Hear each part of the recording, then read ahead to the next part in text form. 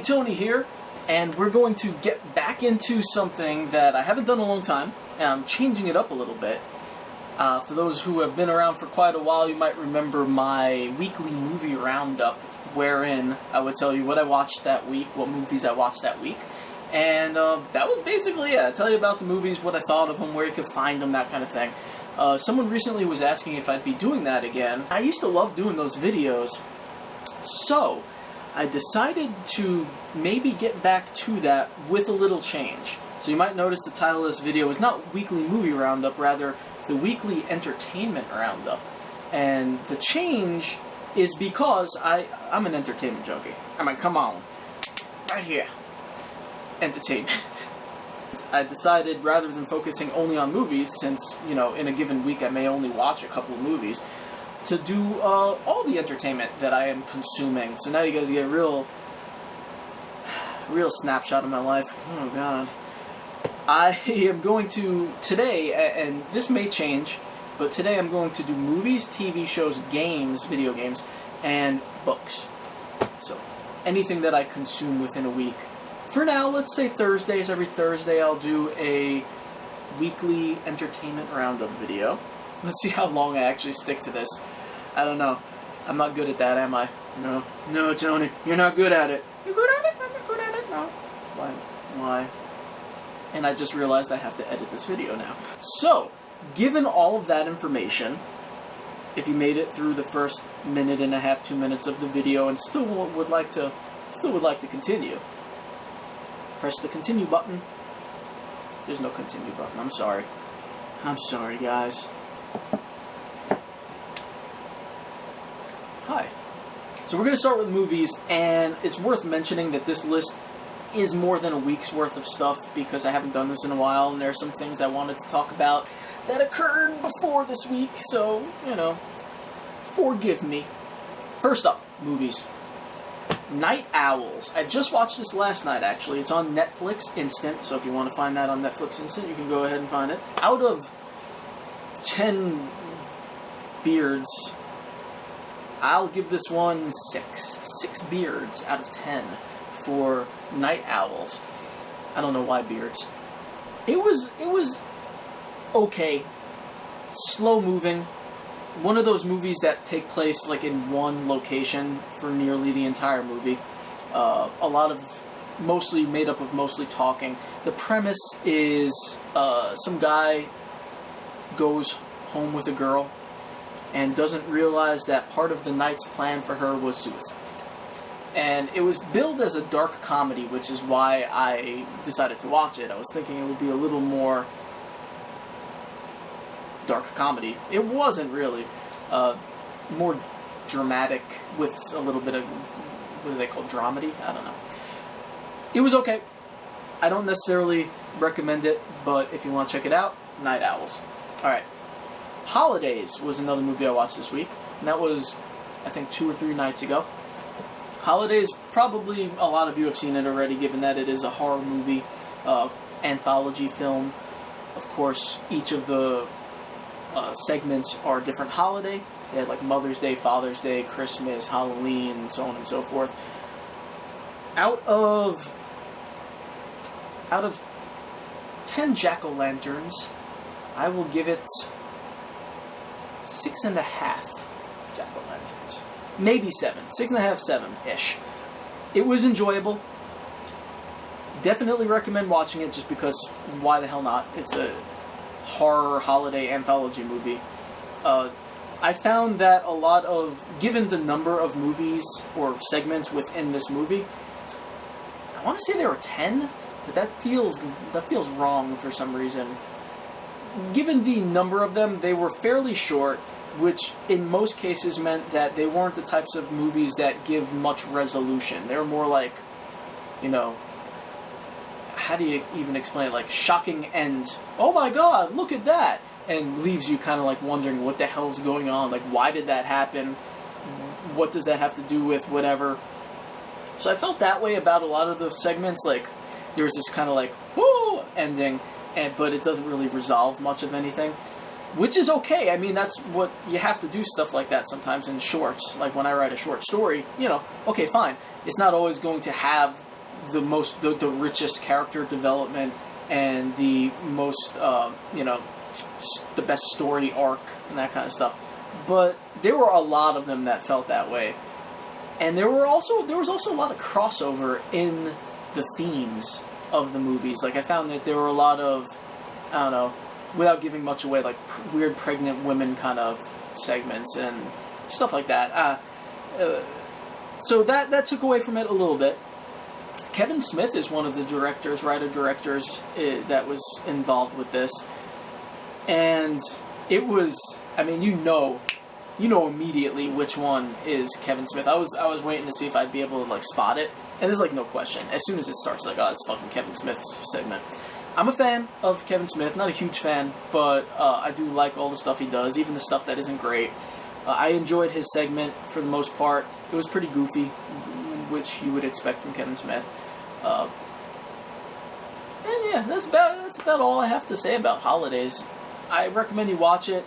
It's not going to be... It's by no means my favorite horror anthology film ever made, but, maybe a top 10. I can only probably think of 10. So it ranks among the anthology films. I don't know. Alright, so that's Holidays. Next up, Concussion. This is not a horror film. Will Smith is in it. It's about the controversy over, how detrimental concussions can actually be for football players. And it wasn't at all what I was expecting, but it's a good movie. It's goes along a pretty standard plot line. I don't have much to say about Concussion. It was a pretty decent movie. Out of 10 football helmets, I will give it probably like 6 football. It's not really my style movie, but it was enjoyable. It's probably a better movie than 6, out of 10, but for me. That one was not on Netflix Instant. That one was a DVD that I rented. Holidays was Netflix Instant, so you could get that. Now, moving on to TV shows. Alright, so you guys know, the main one, right? Everyone's talking about it. Everyone has something to say about it. And most of what everyone is talking about is the same. Of course, I'm talking about Stranger Things. This is on Netflix Instant. You could get it now. If you haven't watched it yet, most people watching my channel probably have by this point seen it. If you haven't, absolutely watch it. It's outstanding. It takes place in the 80s. I want to say 82 or 83. And it revolves around the disappearance of a kid. And basically, the cover-up that is put into place to try to cover up his disappearance, and his friends looking for him, and his family looking for him, and trying to discover, like, what's going on here. I don't want to say much more than that for those of you who have not seen it, so spoiler-free. My roundups are always going to be spoiler-free. Most of what everyone's talking about is the style, and how it's so much like all these other 80s movies and TV shows and books, relating it back to Stephen King and Steven Spielberg, E.T., Goonies, all kinds of things like that. And yes, absolutely, a lot of the visual elements, a lot of the plot lines, a lot of the thematic elements, a lot of the Easter eggs, all, kind of comprised of the 80s. Right, and these things that everyone seems to be talking about. But beyond that, it, on its own, stands alone. I mean, it can stand as its own TV show, and it's a lot of fun. And even if you're not a big fan of those other, 80s things, or if you go into it not knowing about those other 80s things, you still enjoy it. I would hope. I did. There are some articles out there who seem to say that this is all just, nostalgia masturbatory kind of, it's just, a way to feel nostalgic for things past, and on its own, it doesn't stand. It's only good by eliciting the feelings and emotions that you may have for 80s stuff. I don't think that's true. that's just one of the things that is floating out there. There's always going to be a dissenter, you know, people who want to take something that most people like and say negative things about. I enjoyed it. I'm going to watch it again. I absolutely recommend you watch it if you have not yet. I am also watching BoJack Horseman Season 2 and 3. BoJack is a cartoon. Will Arnett is the main character. BoJack.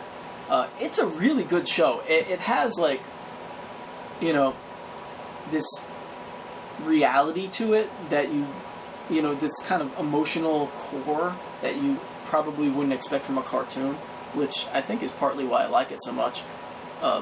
Definitely check out BoJack if you haven't seen that. That's on Netflix instant as well. I am watching Happy-ish, the first season. It's a Showtime show. I'm not sure if it's been renewed. I'm watching the first season on Netflix, so I don't even know what season it is in. Great show, but also quite depressing at times. It has a lot of, like, existential, philosophical, life and death, are you happy, what can make you happy, sort of discussions going on in it. And I enjoy it quite a bit.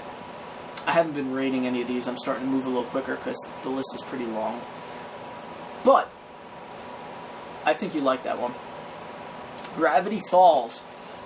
Finally available on Hulu. I've been told about this show for a long time. People asking me, did you watch it? Do you like it? I have not seen it. Now I have consumed all of the seasons. I think there are only 2 seasons. I can definitely see this, you know, it's a Disney show. I can definitely see that it appeals to younger audiences. But I really enjoyed it. I had a great time with it. There are kind of like larger puzzles and mysteries within the show that are fun to sort of go along with. And it has I'm not necessarily say like Twilight Zone, but maybe like Erie, Indiana, if you guys remember that show, Erie, Indiana sort of feel, where it's these like kid detectives. They're not really detectives, but this kid detective trying to figure out what's going on. And there are these, like, in a town where all this weird stuff happens, and it's very cool. Definitely check that out if you haven't seen it yet. Gravity Falls. Rick and Morty Season 2 I finally got to see on Hulu. I'm way behind. You know, I don't see these things when they're on TV live, so I'm watching these things far beyond when they came out. Rick and Morty. I love Rick and Morty. I watch each season a number of times. There's just so much amazing stuff happening. It'll catch you off guard every once in a while because there are real issues that play throughout these, real themes and issues about, again, sort of like philosophical life and death kind of stuff.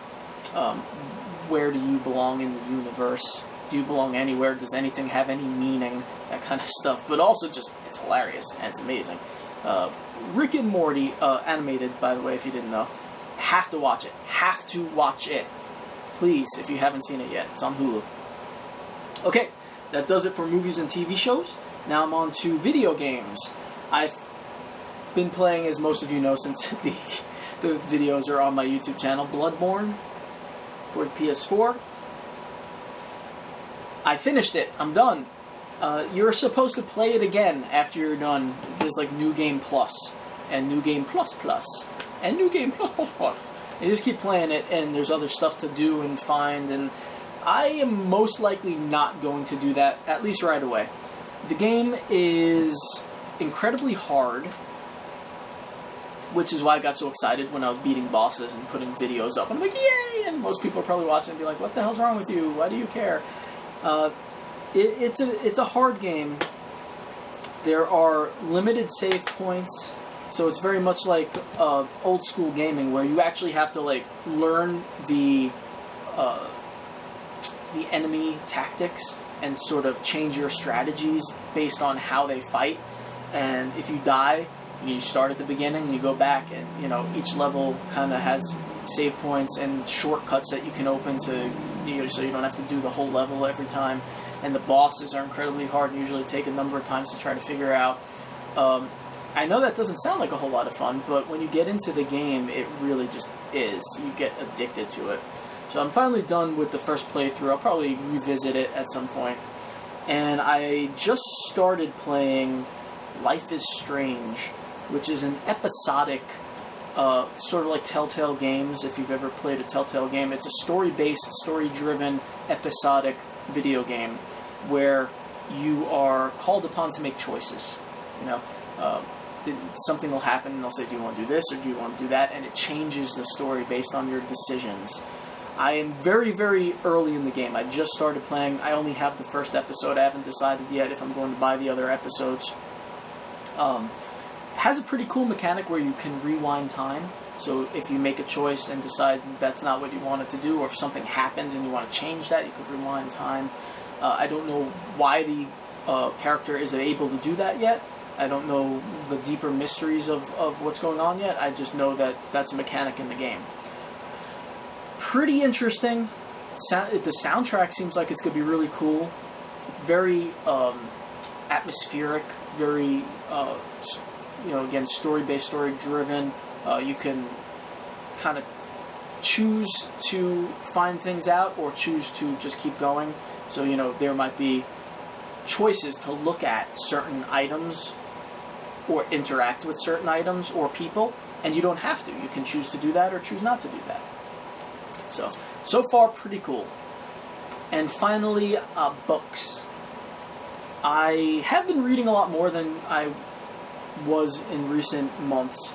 I read through, I'm going to briefly jump off of camera. I just finished reading, well, this is like maybe a month or two ago, I finished reading Richard Lehman's Night in the Lonesome October, which is a favorite of mine. Certainly not a literary treat, in terms of, I'm not going to teach this in one of my classes, but it's just a kind of fun book and speaks to my sensibilities. So that was one thing I read, and I was reading through Full Dark, No Stars, short story collection by Stephen King.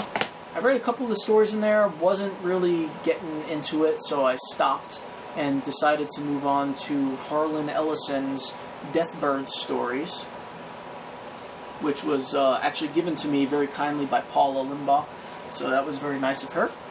She sent that to me a while ago, and I've been reading slowly through it because I'm kind of savoring these stories.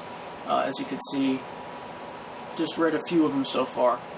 There's a great one that I just went through, Along the Scenic Route, which was this kind of crazy sci-fi dystopian future sort of short story regarding driving, and really kind of a commentary on road rage and the way people drive and stuff. It's very cool. I really dug that one. And that is everything. That is the complete roundup, which probably took about 20 minutes. So, hope you guys stuck it out. And future roundups will not be quite so long, because I won't have to do such a long introduction, and I won't be trying to fit in all these things that I've been doing over the course of like a month or two. Hope you guys enjoy the roundups. Let me know, if there's any change in format that you think I should do, change in day that you think I should do, any suggestions at all, always welcome. I have some other stuff coming up. Another Hectic Films review is going to be coming up in the next day or two, so keep an eye out for that. And I will also still be doing giveaways. I know I've been talking about that for like a month. It's just been very busy here. So keep an eye out for all those things. Breathe deep of the night, and I'll check you later. Peace.